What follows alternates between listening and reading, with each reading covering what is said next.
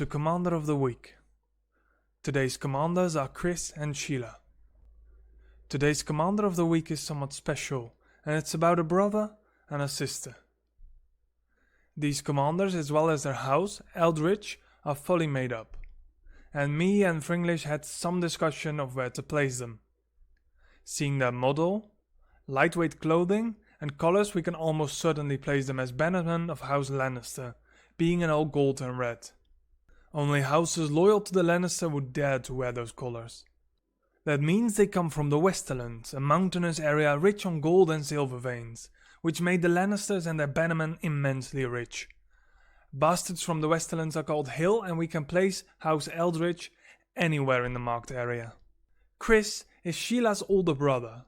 He wears a light leather golden tunic with a red sherpa.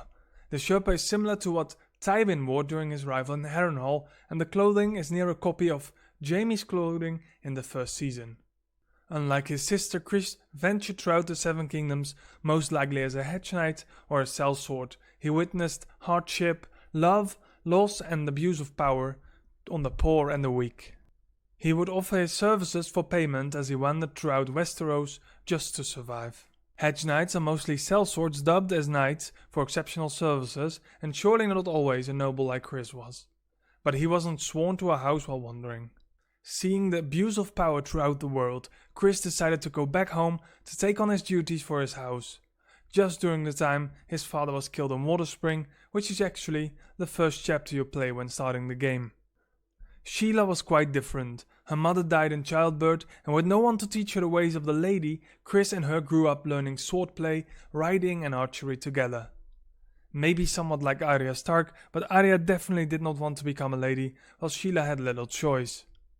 With Chris running away, she had no choice but to take up the title, and when raiders came and destroyed her town, her father attempted to mount a defense, but they were completely cut down.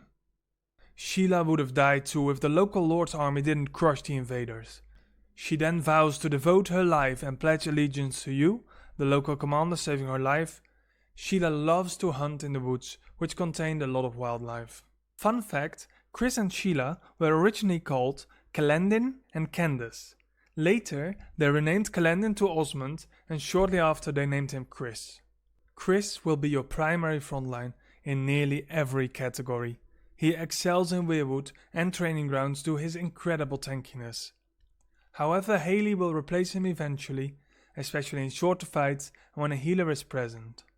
For his specializations, he adds construction speed, and for war formations he boosts infantry massively on their attack and health, which are all the reasons to maximize him as soon as possible.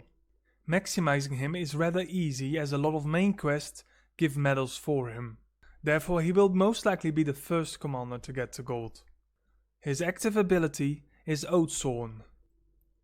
This is a 3-second stun in a round area of your choosing, as well as dealing average damage.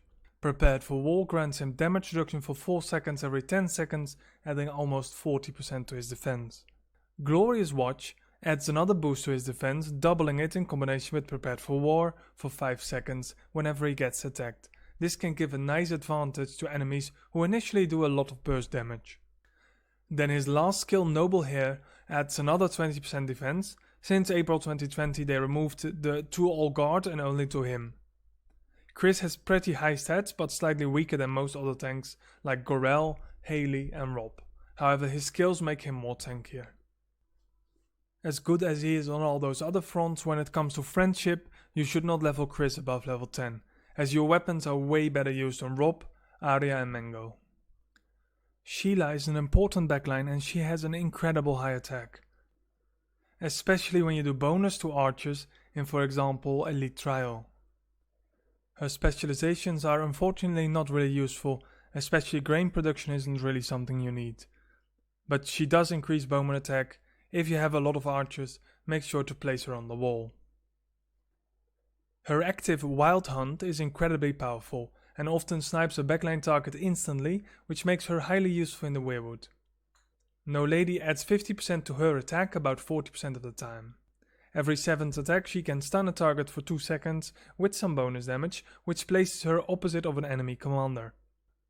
Competitive Spirit got nerfed a bit since April 2020 and doesn't add attack to all commanders, which makes her a lot less useful than before. A high attack sniper, useful in training grounds, and weirwood. When it comes to friendship, her incredible high combat makes her a good target for desserts. Even though Sansa has overall a lot more stats, as well as the leadership, which is hard to get for free players. That's it for this Commander of the Week, I hope you liked it. Don't forget to subscribe and see you very soon.